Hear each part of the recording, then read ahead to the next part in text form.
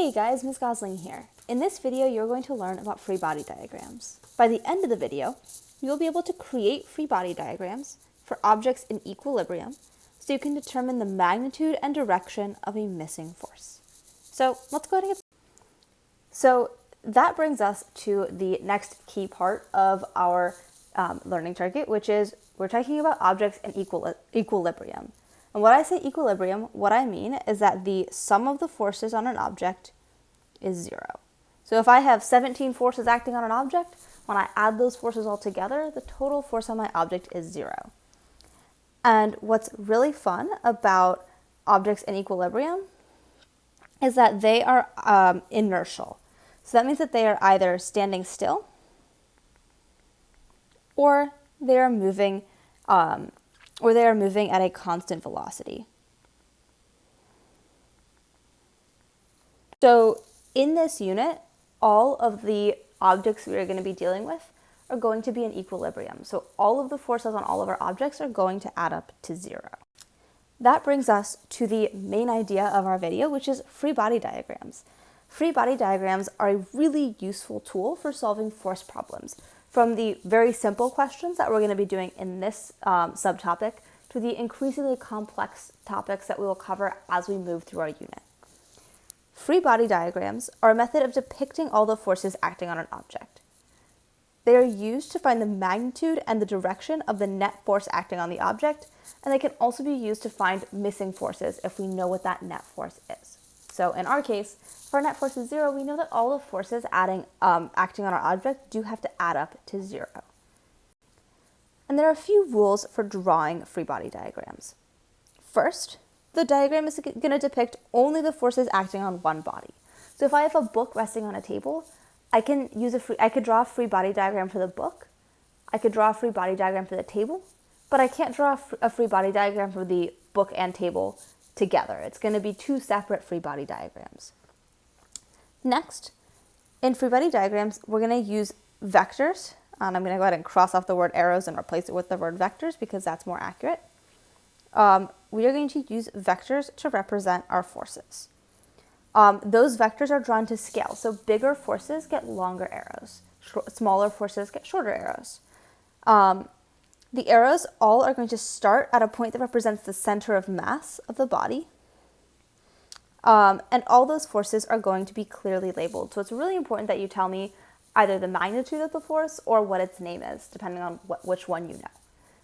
Now, I know this is a lot, so let's go ahead and move into some examples, because I think that free body diagrams will make a lot more sense once we start going through some practice problems.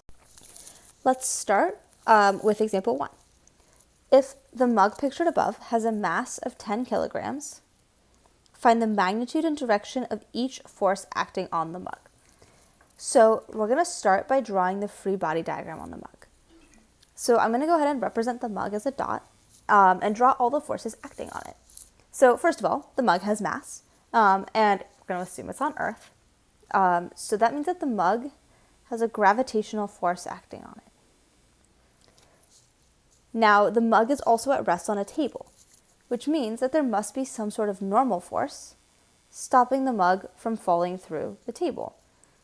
You'll notice my arrows are both approximately the same length to represent the fact that my normal force and my gravitational force have exactly the same magnitude. Now, I don't know of any other forces acting on this mug, so I don't have to worry about any forces in the x direction. I just have gravity and the normal force. Now let's go ahead and find the magnitude and direction of each force acting on the mug. And the first thing I'm going to need to do this is to introduce for all of you the equation for the force of gravity. The force of gravity is equal to mass times little g, where little g is negative 9.8, or gravitational acceleration. Now, one thing I want to mention, instead of force of gravity, or gravitational force,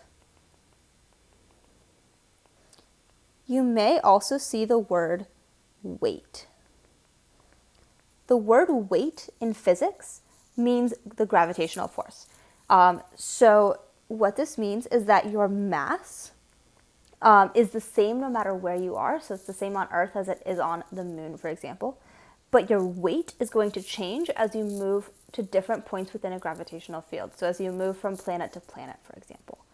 So it's really important that you know when you see the word weight, that means I'm asking you for your gravitational force.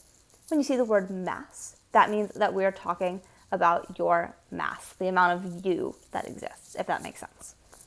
So with that equation, it should be really easy for us to solve for our gravitational force. If our gravitational force is equal to mass times gravity, then the gravitational force on our mug is equal to 10 times 9.8, or negative 9.8, excuse me. So our gravitational force is negative 98 newtons, or 98 newtons down. Either of these two different methods of writing, or ways of depicting the direction of my force vector is perfectly acceptable. Now, let's go ahead and find our normal force. So we know this mug is in equilibrium, it's not moving. So that means that the sum of forces acting on my mug is 0. So, taking that sum of forces, let's expand that out to each of the individual forces acting on my mug. First, I have the normal force acting on my mug, and I have the gravitational force acting on my mug. So those two forces added together are going to equal 0. Now I can plug in some numbers, right? So my normal force I don't know, but my gravitational force is negative 98 newtons. So I can go ahead and plug in a negative 98 for my gravitational force, giving me that my normal force is equal to 98 newtons. There we go.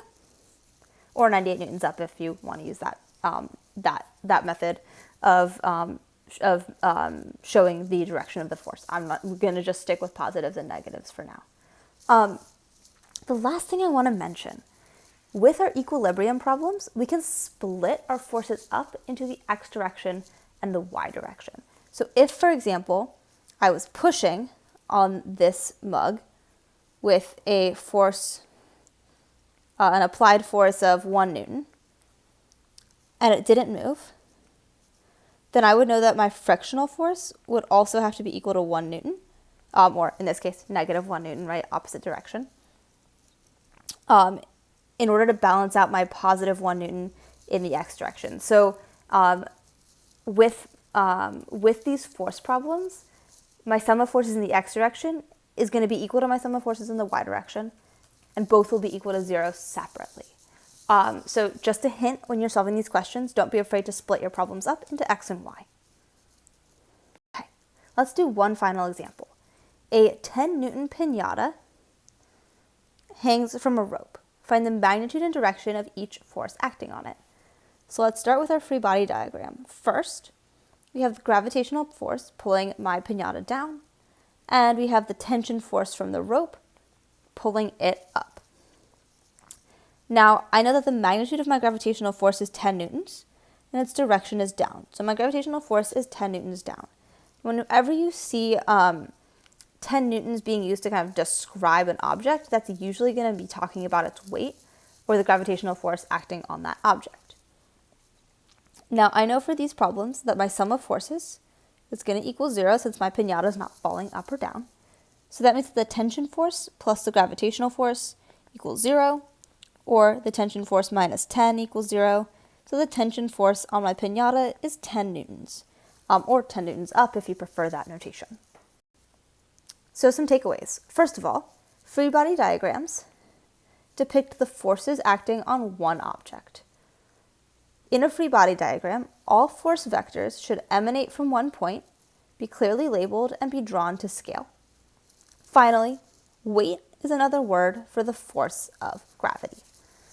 And there you have it, folks. You now have learned all about forces, free body diagrams, and the way in which we can use free body diagrams to solve for missing forces for objects in equilibrium. So go ahead, give it a try on your own.